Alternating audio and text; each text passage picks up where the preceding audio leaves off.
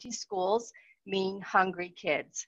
So it went looking, if you've ever been in a school lunchroom, it looked like this one day and literally like this the next. So somebody that here in Tampa wanted to do something about this.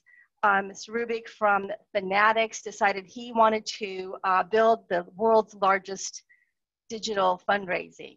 And his goal was to provide food to those who are in need. Really, COVID-19 raised this opportunity, but his mission was to provide food to all those in need, kids, elderly, frontline heroes. It's raised over $50 million. It was launched on April 14th. What's exciting about this is they launched the nonprofit and the site in 10 days. Now, it wasn't pretty, it wasn't perfect, but they had such a mission to get it out there fast. By April 14th, they got it launched, and within just a few days, it had raised $6 million. So over $50 million have been raised to date. So I bring this up because I think this is a great example of someone who grew their product mindset and took an opportunity to think bigger and change the world.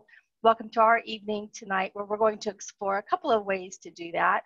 I just wanted to get out of our corporate world for a minute and just start with something that really brought us back and connected us all on the human level. Because what I believe is if you can change the way you think, you can change the way you work, and you can change the world.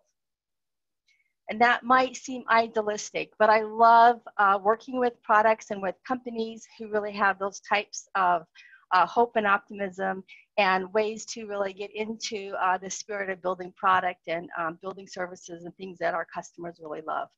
So as I was introduced, I'm a PST. I've been delighted to know Ravi for several years.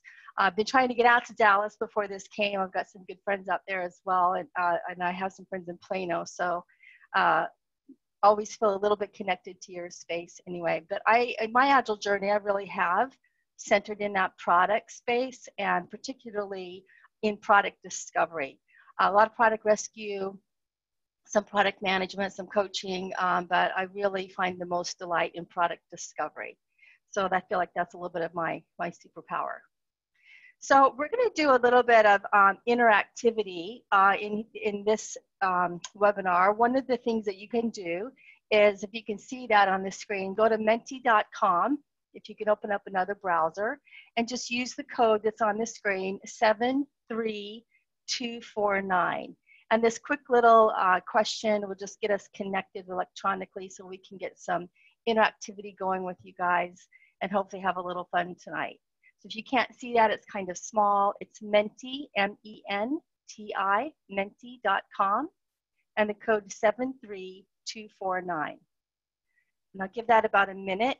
The invitation is to just give us an example of another positive initiative that's maybe been in your role that's come out of COVID-19, just in 2 to 3 words. It just helps us kind of connect with each other since we've been moving through this great pause together. So we have some great things coming up already. A sense of community, less traffic accidents.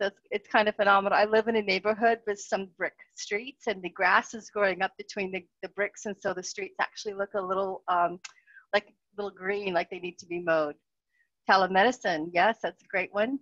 Empathy, lots of charity fundraising. I love it. Planet healing, isn't that a great thing?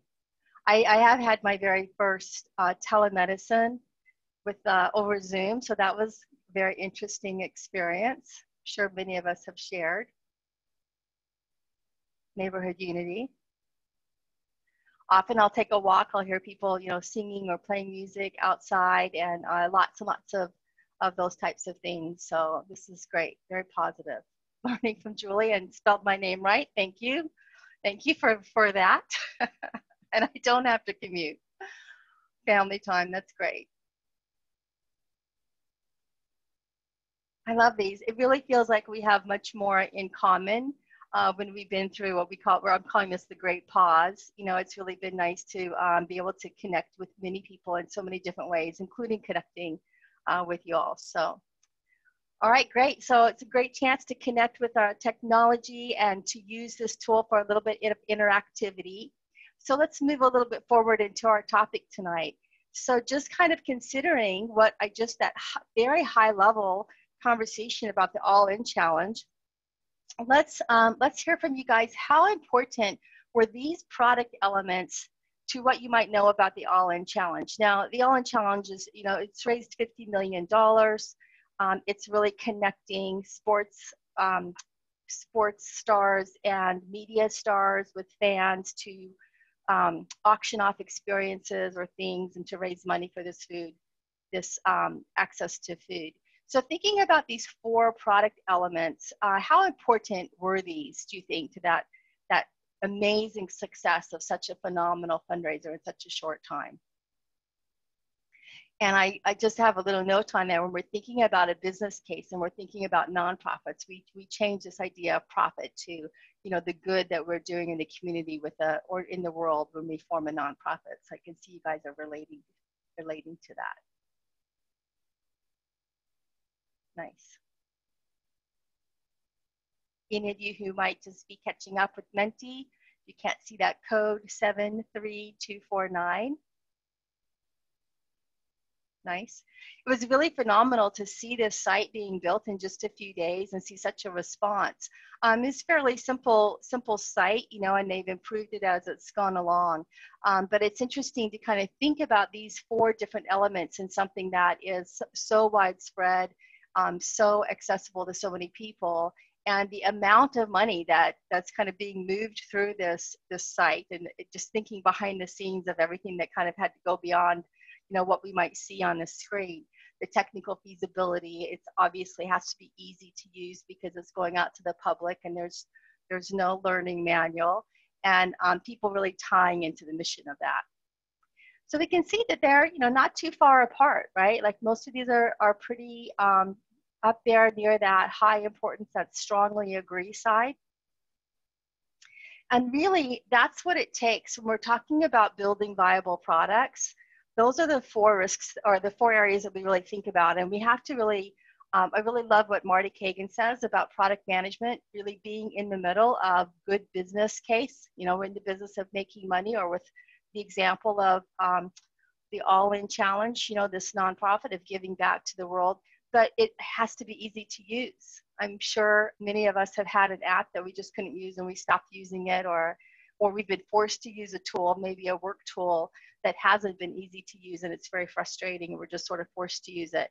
And then he also reminds us that engineers know the art of the possible, sometimes more than business people. So as any kind of a product person, it's always great to tap into your engineering talent and really start to understand what's technically feasible. So we need things that are usable, right? We really, this sort of resurgent back into human-centric design. It has to be viable and valuable from a business perspective, something that people will actually use and understand how to use, and technically feasible. So, you know, not only does the business need to be able to profit from it or to give back to the world, but as we start to make sustainable products, it has to be able to use the time and the technology and the resources available and be able to grow and scale from that. All right, and one more question just to keep us going here. Now that we are starting to think about the product world, we're thinking about that product mindset, what does that actually mean? Why don't you give me your thoughts? What does it mean to have a product mindset? Just give me a couple of words, 2 to 3 words.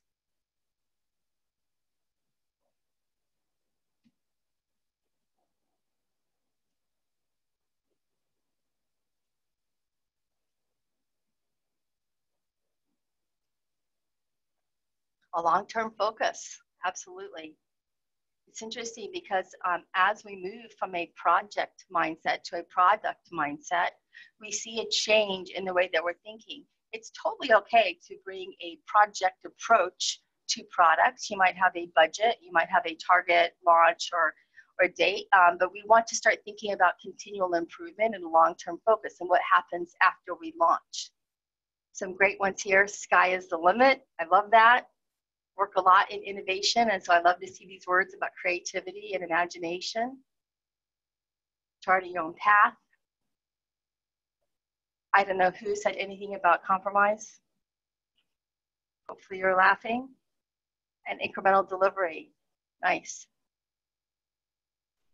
And this is a good one, thinking of outcomes over output. So really thinking about customer-focused outcomes over output. We can have a lot of outputs that lend itself to outcomes. So a nice add there. And what does your customer need?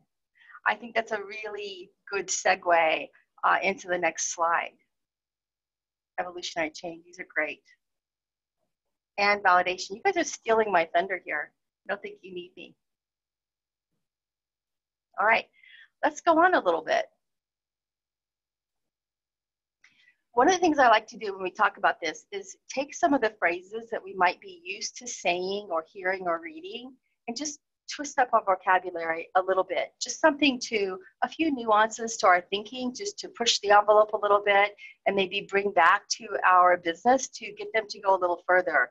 You know, a lot of times things start to feel like buzzwords. And so I just want to look at some of these common phrases and how maybe one word or a small nuance can change some of what we're thinking, to, even if it's just a little degree. So thinking about build to need, isn't that interesting? So many things are really centered around what our customers want. But if we're really building what they need and what they will pay for, it starts pushing us towards continual learning, and it's really rooted in growth mindset principles.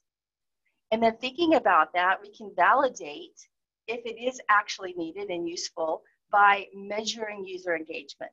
So if we're really focusing on success being not if we launched on time, not you know, what that budget looked like, if we met that budget, those are project-minded goals. If we really think about what is our measurement of user engagement. So an example of that is somebody like Facebook doesn't measure success just in terms of number of unique visitors. They're really measuring the type of user engagement that really makes a desirable user for them. So they believe if they can get a user, a brand new user, to friend 7 people in 7 days, that's behavior that they know helps them have a really sticky user. So we're going beyond something like unique visitors or sitting on, you know, number of features used or time in an app to what's the kind of behavior that we want to measure. An interesting one for me, we talk a lot about time to market. And I love to ask my customers, how fast is fast? What does time to market really mean for you? How fast are your customers going? How fast do you have to be? Are we talking about, you know, weeks, days, minutes? What really is happening in your market segment, and what does time to market look like? And can we go further and start measuring time to value? At what point is this thing that we're providing to our customers, whether it's a product or a service, something new, at what point in time does it start to show value to them? And so that's an interesting conversation to go a little further and put ourselves in our user's point of view. At what point does this something really become valuable? Thinking about prioritizing the growth of our business over product perfection. Now, this is one of my favorites. I don't know if any of you have something like this, a smartphone, or anything else, any other product that you pretty much rely on every day. Every now and then, I will get an upgrade to my little gadget here, and it's not quite successful. Something goes wrong. Maybe there's a funny character when I start to text, and so, you know, it's not texting the way that it should. Maybe there's some hiccup. You know, maybe there's some little thing that starts to show up through use over the day. So anybody have that? I'm guessing. Can't see you, but I'm guessing that might have happened. And you might, as you might imagine, I just throw it away. It's not perfect, so I just throw it away, right? Probably not. When we have really valuable products and we have an upgrade, we are experimented on all the time as consumers. We don't just throw away that product because it's not perfect. What we know is that we have a trust in the product, in that brand, and they're going to follow up with an upgrade, right? So this is an example. We get tested on all the time. We get experimented with all the time, and we're okay with it. We're actually pretty okay with it. We like our products. We count on them. We have some trust with the brand. And so we just wait because we know that they're going to come up with an upgrade. I'm going to plug it in that night. It's going to come up within an upgrade. And within a day or two or an upgrade or two, that issue is going to be resolved. So it's really fascinating to me that even though we're experimented on all the time by all the big products, we are really reluctant to turn around and experiment with our own users. So many times I hear people talk about not being willing to take those risks and really wanting something to be perfect. But if Fanatics had stepped back and said that they wanted their site to be perfect, think about the millions of dollars that could have been lost by waiting till the site was perfect, by waiting until, they felt like they had everything in a row to launch that, right? So every day that they delayed could have meant the difference with, hundreds of thousands of meals that they provided people through a very uncertain time. So this is one of my favorites, is really understanding the switch in our mindset to prioritize growth over product perfection. And then we talk a lot about welcoming change. What would it mean if we went back to our teams and said, how can we excel at change? What has to change for us to feel like we can excel at change? Not just the buzzword, but what does that look like? And for Fanatics, it meant that 95% of their code base could be reused for that site that they built. So they were already positioned to excel at pivoting in the marketplace and being able to provide something that was so valuable because they had built this culture of being able to have a fluid response. And then I think somebody mentioned this idea of budgeting for ongoing investment, not time. And we often have a little phrase that we say, we want to fund teams, not projects.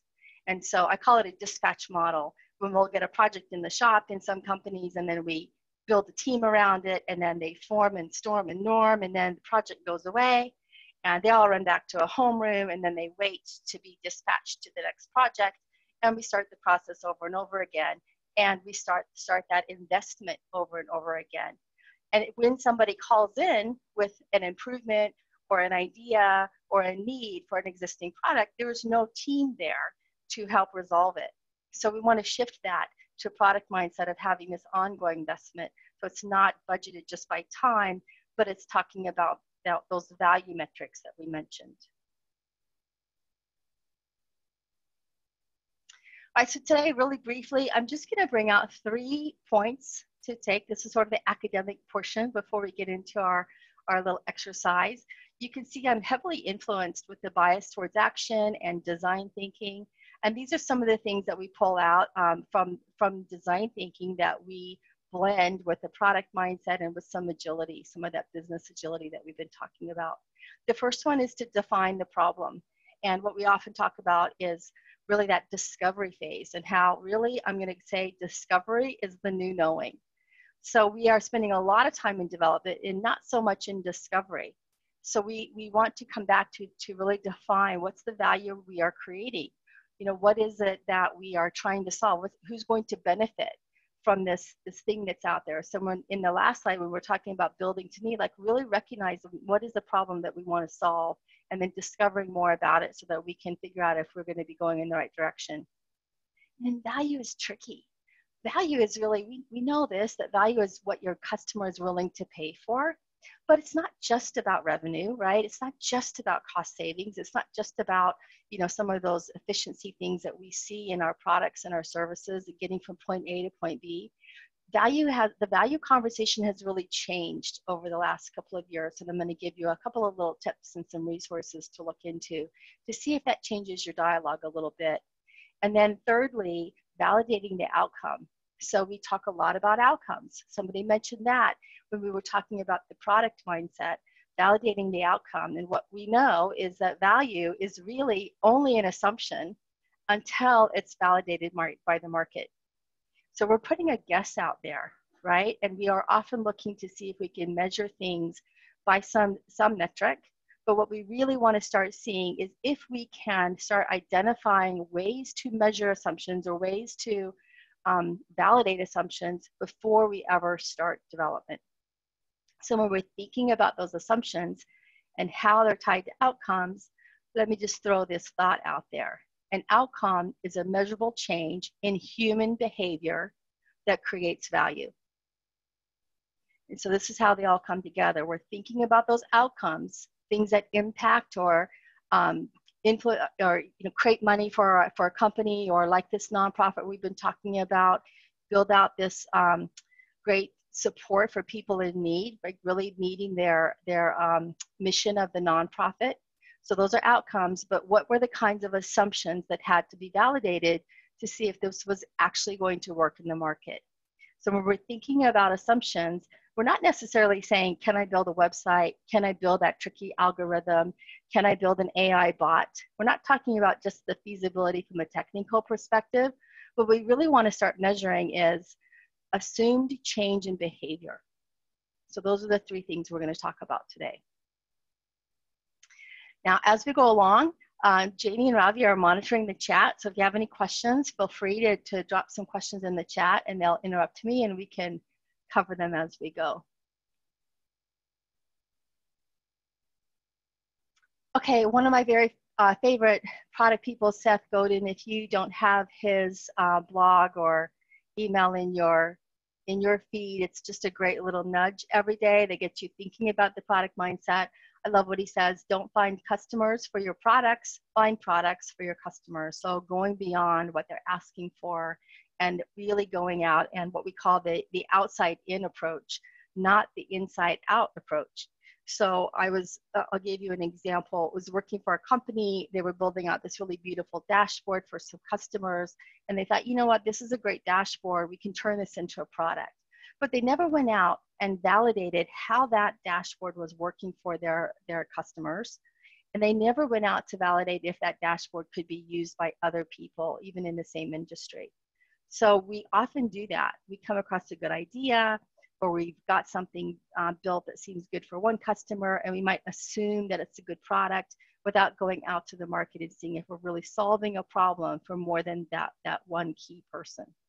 So the outside in approach is the belief that customer value creation is the key to success. So we're switching our thinking from inside out to outside in. This is big business.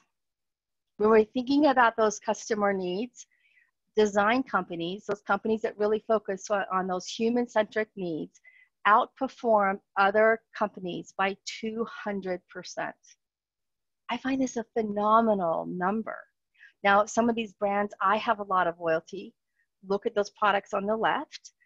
Some of them that I'm most familiar with, Apple. I have my handy dandy little computer here. I don't even use it as a phone. It's much more of my mobile desktop.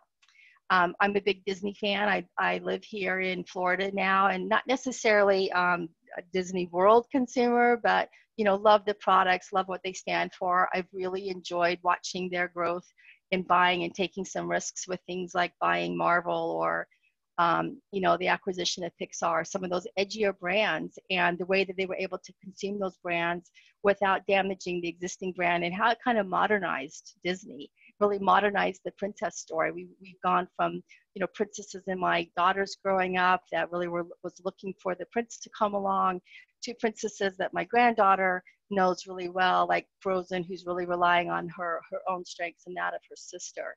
And so we're seeing the modernization of brands in a 100-year-old company, through acquisition and taking measured risks and really paying attention to what their customers really want. And another one of my favorites is, I was a traveler. One of my favorites was Starwood. I was one of those, road warriors that was really upset when they merged with Marriott, because I love my reward systems, as you can imagine, being a traveler, and they were doing a lot of stuff right. So, you probably look at some of these brands and have some of the same reactions I do. What we know is that when we have that brand loyalty, really what it's doing is it's evoking a feeling inside of us, right? We have some kind of loyalty to these brands because of an emotion that we can tie into it. And as I talk about these brands, or as I work with customers and I ask them to think about their favorite product companies, a lot of these things are coming up as repeats, because they really have tapped into what it is that their users really tie into, products that their customers really love. And so this ties into the quote from, I think, one of the hidden gurus in the product world, Chris Spagnoli. He lives up in Fort Collins. He's been one of my mentors in this space and introduced me a lot to different product things. This is one of his quotes: stop thinking about your customers and start thinking like your customers. I just want to pause there because that's a twist to the thinking. I will hear all the time about how employee engagement or customer engagement or any kind of engagement is our number one objective, right? They're having a cultural problem. They're putting a lot of effort around there. If they're, a lot of finance companies, we're passionate about our customers. I hear this all the time. So they're doing a lot of talking and thinking about their customers, but they're kind of reluctant to leave their seat, right? They're really kind of reluctant to, bring customers into reviews or to get out of their seat and go talk to them, build some personal relationships. They'll send account managers or sales reps, or some kind of buffer is always built in. And so kind of difficult to get connected right to the actual user. So I love something that has been introduced recently from Bain & Company. So this is another source that you can add to your list. This kind of really blew my mind when I first saw it. Bain & Company has actually codified value. Now, I'm just going to show you a very small piece of what they've done. I really encourage you to go out to their site or go to the Harvard Business Review and just look up the Bain pyramids of value. I'll give you just a little flavor. Now, many of the things that we use every day are apps or products or services that meet those functional needs. They make somebody money, they save somebody time, they might save somebody money, they might reduce risk, right? We can go on and on. I would bet many of us have some kind of app on our phone that helps us organize in some way. I'm a Kanban fan, I love my lists, and so I have lots of little, things that I do in my life that help organize me. Now, also, as we start thinking further, there's an emotional layer. There's a lot of apps or products or services out there that are tapping into really the heart of some of the things that really affect us at an emotional level. There's just a couple of examples here. You might see that I'm wearing my Fitbit, if I can get it here in the camera. I am waiting for the mocking and ridiculing app. I don't think that their motivational stuff works very well for me, so I'm waiting for a little sharper messaging to come across to get me out there and to do more movement. But wellness and therapy meditation apps are actually a big trend right now, and we've seen a surge in that. So lots of emotional apps, products, and services are out there. And I pulled one of these out. I pulled out attractiveness as an example because I think it's interesting, right? Like that's actually, a product strategy to have a product that taps into people's attractiveness. So that Victoria's Secret is an example of that. You might think of a product like a Rolex. That's tapping into this idea of having an heirloom, right? Wanting to have something like, not only is it feeding my ego, which is a totally valid value, but it's also tapping into this desire of, having an heirloom or something I can pass on. As we sort of move up this pyramid, we start to think about those life-changing things that might be tapped into hope or motivation or affiliation. I grew up in Idaho. We didn't have our own football team. And so my dad was a huge Dallas Cowboys fan. And so I have always had an affiliation for Dallas. No, I did not make that up for this talk, because I know you guys are in Texas. But, there's always these affiliations that we have, Boston Red Sox, these things that people really are tied to. And so there's a lot of products that really tap into these life-changing needs that we have as people. Now, before I get to the top of this pyramid, one of the things I want to relate is the fact that they are more apt to buy a product or change a behavior when we are solving those problems, right? And so the last part of this pyramid is really this self-transcendence, this ability to really tap into this highest level of social impact, this thing that we sort of all secretly aspire to. Now I'm going to pause here, and maybe we can just get this through chat.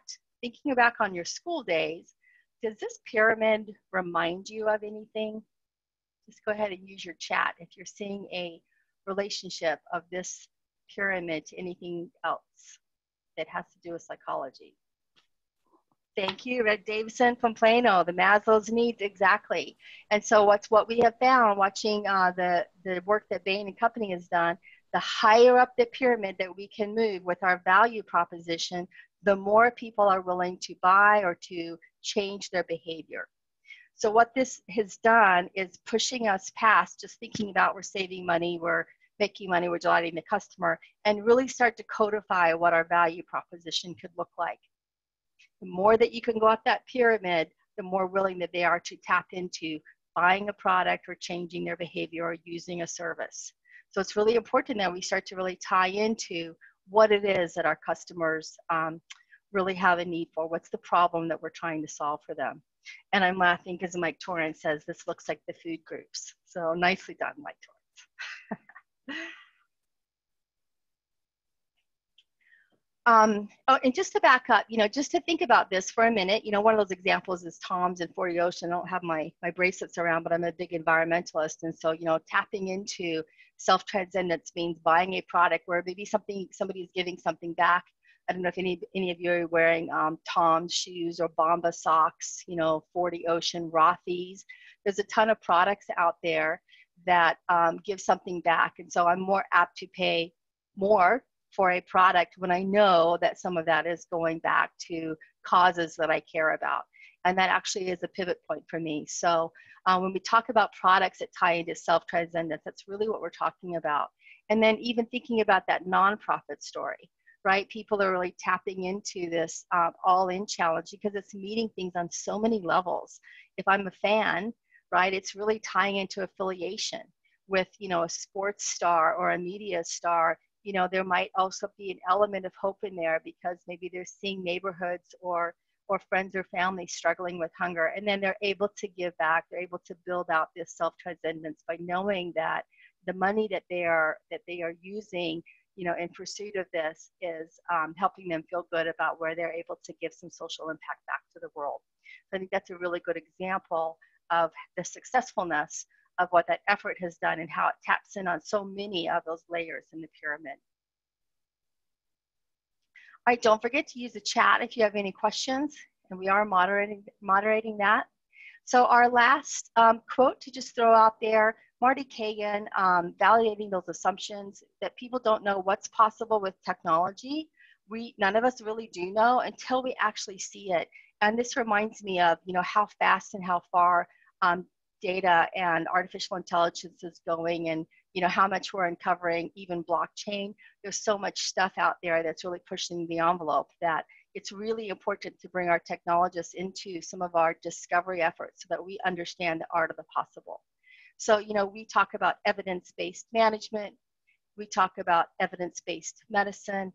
So now I'm going to talk about evidence-based discovery. So this is a pretty common pattern. Our customer comes in with an idea or an ask, and we deliver. We have great customer service. If you're a good, solid product owner, for example, or you've got somebody on your team, they take that idea or ask.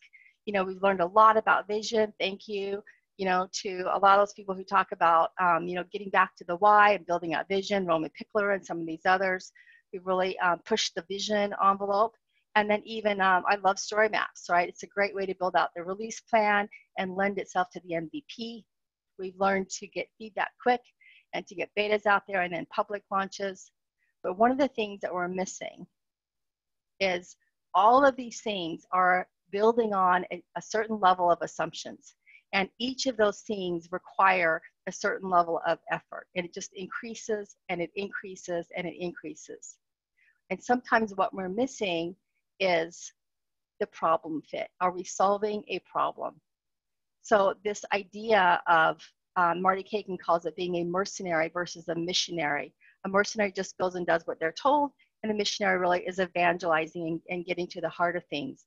And so he talks a lot about this discovery side of things. So we won't be able to go over these today. These are some things that we cover in some of our product boot camps and even some of the design thinking stuff. We've been witness to a lot of these things ourselves, and all of these are giving us increasing levels of evidence. So the point is, I'll put these couple of examples out there. We'll talk about them really quickly. The point is, if you're not doing any of these things, if you're jumping right into delivery, then this could be waste. Now, we could go into some of those examples, you know, on the discovery. We could really talk about discovery all day long.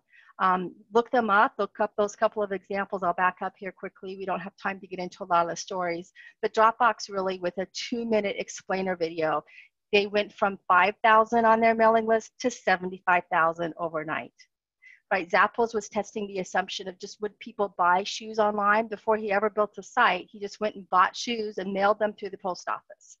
So they were these brands that we're so used to, that are common name brands. They didn't come, you know, off of some big platform. They weren't launched through, you know, some kind of magic. It was just good old discovery and validation of those assumptions that helped them understand if they had a really good business case. So if you're not doing these on the discovery side, moving right into delivery could be waste. And then if you want to go further, if you are working in an agile team, then you could start to think about what kind of validation you can actually do inside your sprint. This is another thing to add to your learning list. Jeff and Joff have done such a great job of building out the lean UX processes, and also helping us at scrum.org build out a new course called Scrum with UX, and just different ways to bring validation and experiments, you know, into our sprint. There are some things with UX that have to expand outside of the sprint, but there's so much that we can do inside there and close the gap between discovery and development. All right, a little comment. We could be working in big IT, which just does what is on the to-do list. And that's what I hear a lot, right? Is we think that we just are part of this big machine, and we're being told what to do, and we don't always have that opportunity to get involved. So I want to throw something out here. We're going to move really quickly into a very high level look at a discovery technique. I've used this technique when I have felt exactly like that comment. I've just been told what to do, and I've also been given the date. Nobody asked my developers how long I was going to take. I've lived in that world for, you know, too many years to count.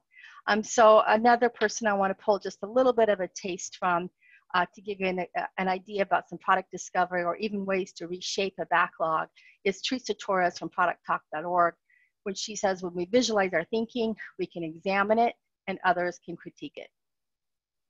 So I love this because it really taps into that design thinking side of me, and I'm going to introduce you really quickly just to this high level exercise. So this is something that you'll be doing just with a pen and paper or a scratch pad, or you can just do it, you know, on another screen or something. You'll be doing this individually. But if a couple of you could give us some feedback in the chat as we go through, it'd just be good to get a little bit of interactivity. So I'm going to lead you through this little exercise. All right, so the first thing I want you to do is just jot down on a piece of paper, a little scratch pad. Even would be great if you had a sticky. If you're an Agilist, you probably have some stickies around. So on a sticky, just jot down something that you want in your life.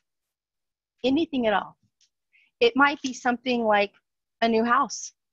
For some reason, a lot of people I know are moving in the middle of all this stay-at-home business. So you might want a new house, you might want a better job, you might decide you want more leisure time. Just jot down something that you want in your life.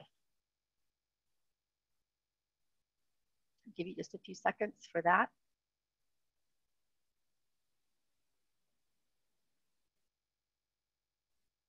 Now, when you're thinking about this thing that you want in your life, if you have another sticky, it'd be great if you could put it on another color sticky. Write down, if you got whatever you wrote down, how would you benefit? So if you had whatever you wrote down on one sticky, what would that do for you? And just jot that benefit down on another piece of sticky or a scratch pad. I have come to the understanding that not everybody has a house full of stickies, which it's hard to accept, but I understand that that's the reality. So here's an example. You might have gone with the buy a house, right? My idea is I would like to have a house. I want something in my life. I want a new house. And the ways that I would benefit, I would feel more grounded in my community. Maybe you are like Fanatics and you said, you know what? I want to build the world's biggest digital fundraiser. And the benefit is I can feed people who lost access to food. So it doesn't matter whether it's personal or business or nonprofit, just an idea and a solution. So let me just pause there. Would anybody like to be brave and put in the chat what their idea and their benefit is?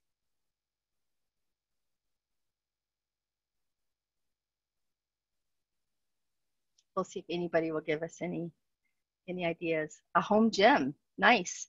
Okay, what would you benefit from getting that home gym? Somebody says a vaccine so I can get out of the home. Nice. That person who put a home gym in, what would you benefit from getting a home gym? Exercise, convenience, health, weight loss, right? Great. Anybody else?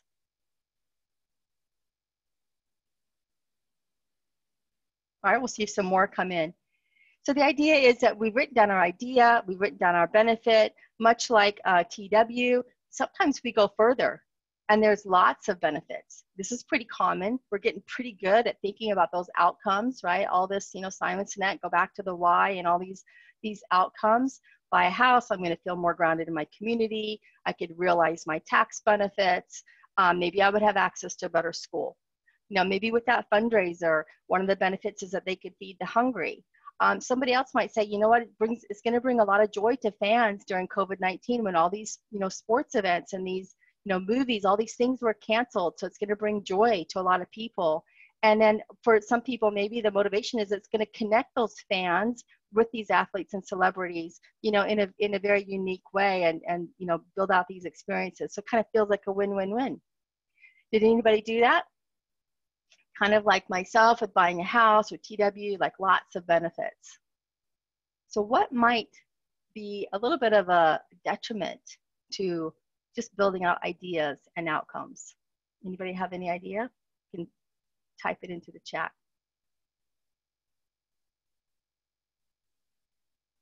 What would be something that's maybe not ideal?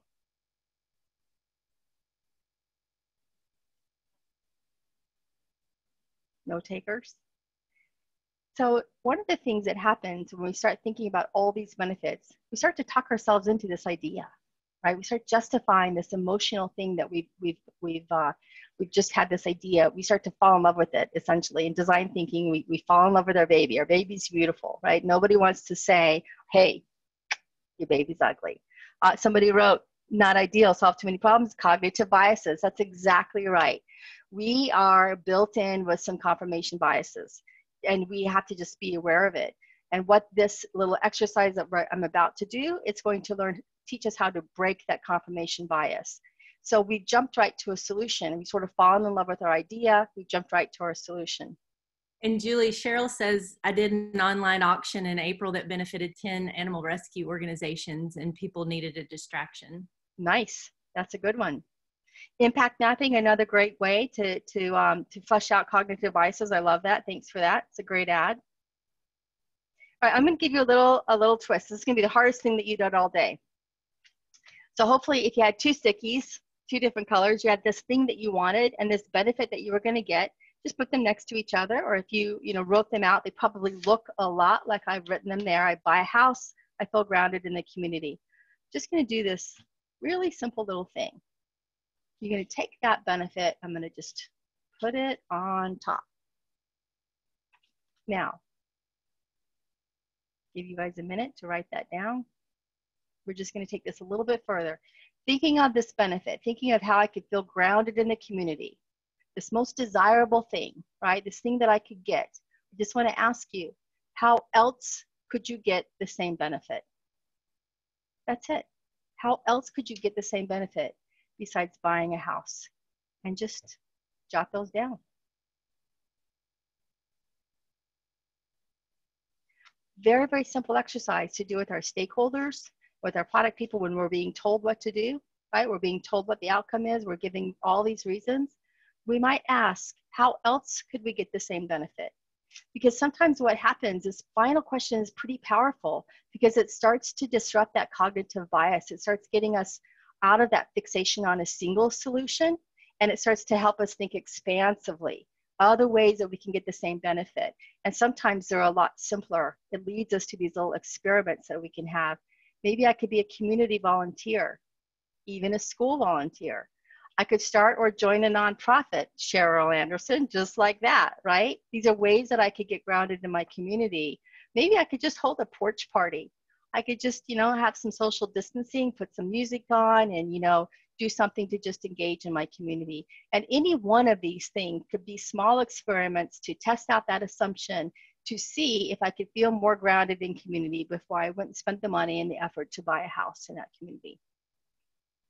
So let's just check in on the chat. Did anybody go a little further and come up with some extra ideas? TW, how else? Gym membership, YouTube videos, body weight exercises, horizontal running. Nice. It's interesting that mirror product, right? That if you guys have seen that new product where you do your exercises in front of this mirror and it kind of checks to see if you're in alignment and if you're following along. So it's really interesting when you start thinking about different ways to get the same benefit, how you can expand your thinking. So hopefully you had a couple of little aha moments with that. Very, very simple, just to take that conversation a little bit further. And one of the things that this does is it helps us to frame the conversation. And as you talk to people, as you visualize this and share this with others, some things start to expand and you might think of other opportunities, other problems you want to solve. And then you can start organizing your thoughts, or maybe you just have a disparate backlog that you want to put some order around. So perhaps, you know, something could slide over and be mapped to a different outcome. So maybe that school volunteer, as somebody's talking about it, you're really talking about that opportunity to impact the local education system, right? So you're starting to build out different opportunities mapped to different ideas. And it's just also a little bit of an ideation exercise to just go a little further. So this is a great opportunity to do this when you are, you know, framing a problem. It helps you to reframe and get input and to yes and all these great synergies that we typically see in ideation. And you can certainly do this with an existing backlog to bring a little bit of order to it and to increase, you know, that value proposition. Think about going up that vein pyramid and tying into some higher level values. As you start to flesh this out, you know, you're going to come up with more and more ideas and even higher values, right? So it might then start to feel like a little bit of a mapping of a tree, like a pyramid of your own. And if you're really thinking about applying those value pyramids, how you can go up that tree, right? Building out those high level objectives. So I want to pause here because if any of you are working in a space of objectives and key results, hopefully you can see where this might be a great exercise to do. You could go down and lay out some metrics at each one of these levels. You could go even further, you know, build out some experiments. I really encourage you to go out to Teresa Torres' site. I have found this to be a really powerful exercise and actually a lot of fun to do. One little tip that she gives: don't be falling in love with those ideas that don't have a problem to solve. So it might be crazy, but sometimes we have things in our backlog that just seem like good ideas, but they don't actually map to any organizational objective. So let's look at this silly little example. I want to prevent scurvy on my trip to cross the Atlantic. I'm going to bring some oranges and some grapefruits. And somebody says, I have a great idea. I love apples, but it doesn't actually meet the objective. So this is a chance to get rid of those pet projects and those side projects and those hippo projects. If you guys know what a hippo is, that highest paid person's opinion, and really build out, you know, some kind of a strategy that's really aligning to your objectives at the very top of your organization, all the way down, tying it all the way down to delivery management. And that's what we can do with the product mindset, is tie our business objectives all the way down to our delivery objectives. And you can go further. This is an example from Teresa's site. You can build out those experiments. So ID the problem. You could frame that as an opportunity. Define the value using those Bain pyramids. Go further, validate the assumptions. Build out the hypothesis about what kind of behavior has to change in order for your product to be a success. And on the chat, what is typical again, the highest paid person's opinion. And Julie, quick time check. We got about five minutes till 7. Awesome, great. So we're going to wrap up. I don't know if you guys saw on my slides, there was a little image on the left, the bicycle. Hopefully it made you curious, because we're about to go into a little challenge for you. Just to wrap up on this, on growing your product mindset, the things I hope you were able to take away tonight. Products must solve a problem for the customer. Build for your customers. Value is what they are willing to pay for, or a behavior that they're willing to change if you're building out services. we build products, if we build products without evidence of that value, it just could be waste. We're trying to break that confirmation bias and trying to stop moving into solutioning so soon. And then the paradigm is not to spend too much time in discovery, so we're solutioning too much upfront. And then from design thinking and Teresa Torres, when we visualize our thinking, others can critique it. So here's your all-in challenge. How can you apply your product mindset to think bigger and change the world? I hope that this has inspired you to think about those things that you want. Think about that Bain pyramid. Think about how you can get up to that self-actualization, and use this time to reach out to our neighbors, help solve the world around you, just even one person at a time. Be kind, be willing to reach out that helping hand. And I hope that you guys stay in touch, and that this was informative and impactful. And I believe that if we can change our thinking, we can change our world. I'd love to hear from you, your last little input from Menti. What is one thing that you took away from this session? I'll drop you a couple of sources in my contact information. And as you guys are entering anything that you took away from the session, if you've got any questions, let me know, and we'll move into wrapping up. That's great, and thanks so much, Julie. That was a great presentation. Let's see if anyone. Let's see, just forgot about it.